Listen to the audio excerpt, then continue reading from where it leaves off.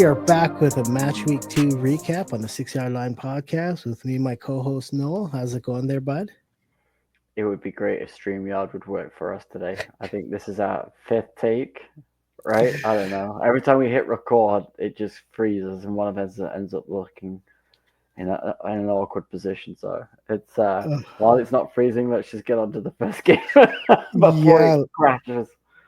Right, Yeah. let's move on to last but not least, El Clasico, whatever you want to call it. The I don't know how to call it, the Europa League, Conference League debacle teams, Crystal Palace, Nottingham Forest. It has been like a soap opera. I am so bored of Crystal Palace fans in my timeline. I'm so bored of turning on Twitter, looking for something on Forest and seeing a Crystal Palace person commenting. It's like yawn. I'm bored of it. Can we move on? This isn't a rivalry. This isn't thingy. I will say the Forest fans I thought were absolutely immense on Saturday.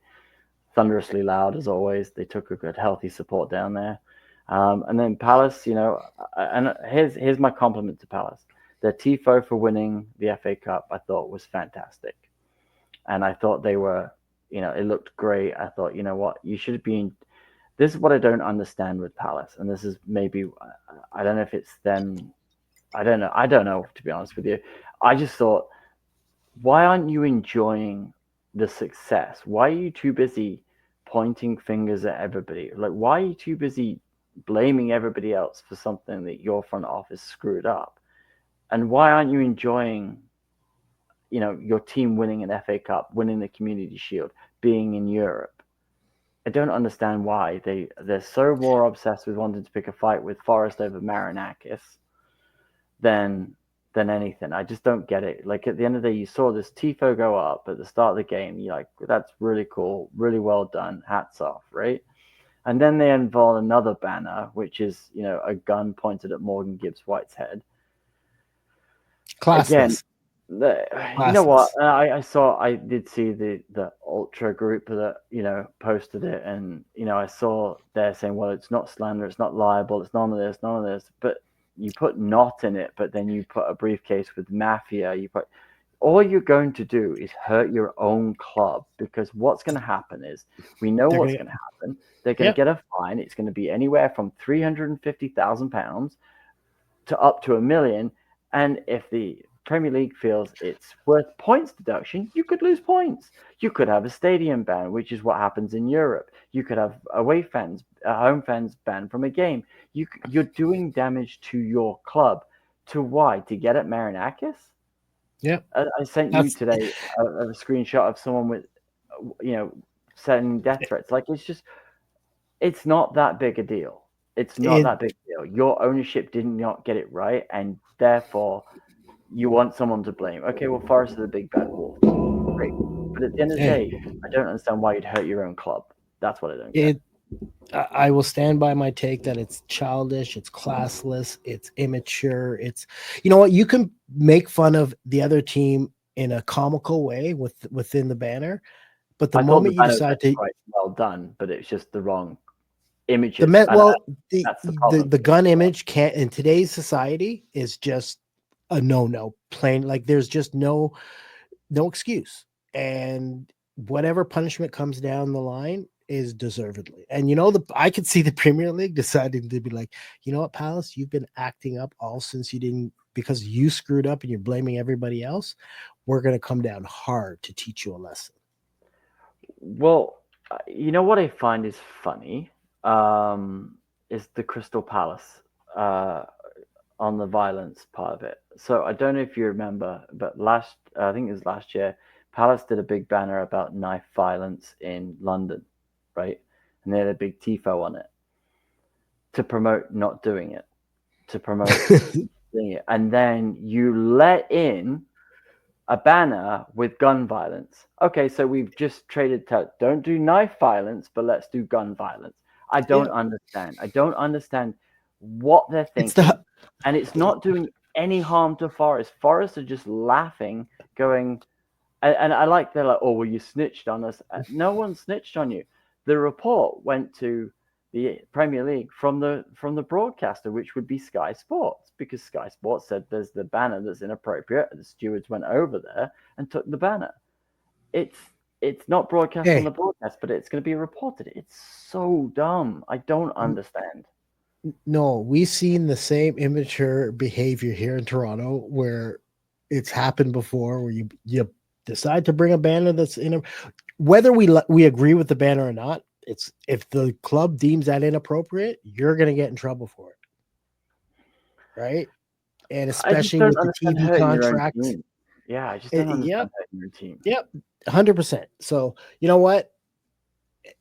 To me, instead of them focusing their energy on making it in an environment where the Forest players just aren't enjoying the vibe being there, they were so focused on that I think they just fell asleep like the team and a state, because I thought you guys were going to lose that game, and Forest fought hard, and to me a well deserved 1-1 draw.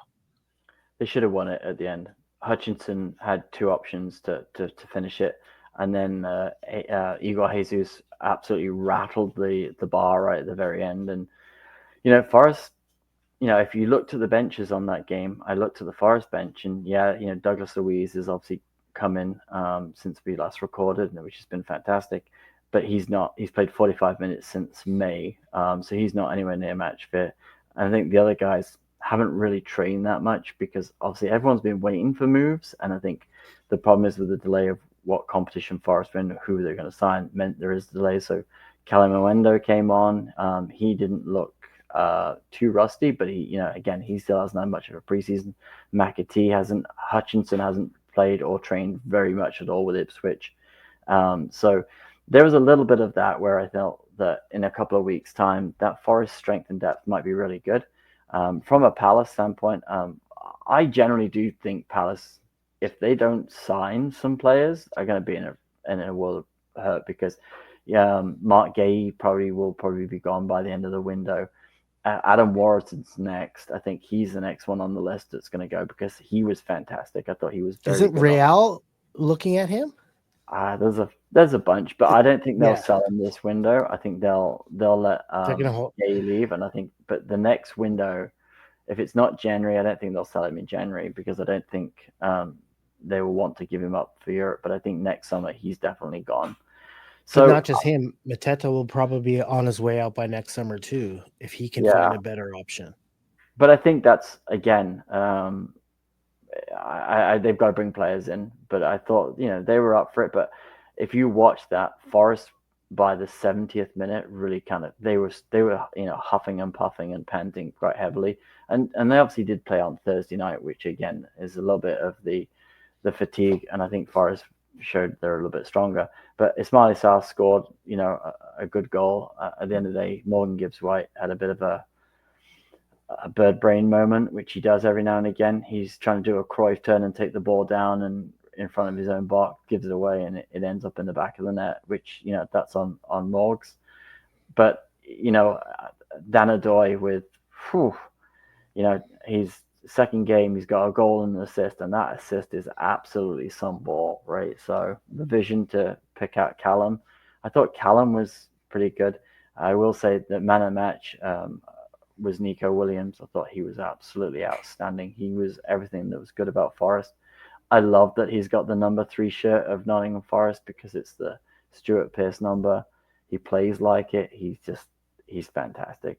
Nico, what a signing he's turning into be. So yeah, I thought it was a lot of hype, a lot of negativity, and a lot of chaos and drama and stuff. And it's Forest. I think somebody tweeted this week, and I was like, yeah, I 100% agree. I just like one quiet week with Forest. Just would be great. Just would be fantastic. Just have a quiet week where nothing happens. Well, let's see how that turns out. I don't Because think it's going to happen this week because we're going to sign 3 players apparently. So it wouldn't be. I believe we're going to get Dakwa and then two wing backs or fullbacks. So I think it's, and then plus you got Edu, Nuno, and Marinakis all having a sit down to deal with their issues, which we haven't even got time to talk about that because you could do a whole show just on that. But at the end of the day, I think it was a lot of do about nothing. But again, I just think it's just people just need to move on. That's it ultimately. Yeah. So I think we'll leave it at that. Thanks for Oh, watching, and don't forget to smash a like and subscribe and do all the fun stuff down at the bottom there that we always seem to forget to remind everyone to do. So yeah. All right. That's it for me then, Noel. I'm good, man. All right. You have a good one. Let's call it a night, and we'll be back next week.